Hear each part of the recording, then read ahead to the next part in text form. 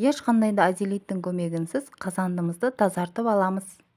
Бізге керегі үйден табылатын екі-ақ зат. Кір сабыны және осындай темір қырғыш керек болады.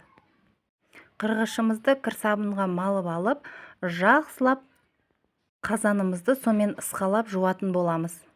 Көріп тұрғандарыңыздай, бір ысқалағандан-ақ майдың бәрі кетіп бастайды. Азелит қолдану жас баласы бар үйлерге өте қауіпті.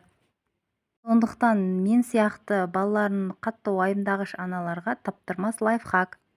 Әрі азелит істеткеннен кейін менің қазанымның жылтыры кетіп қалады.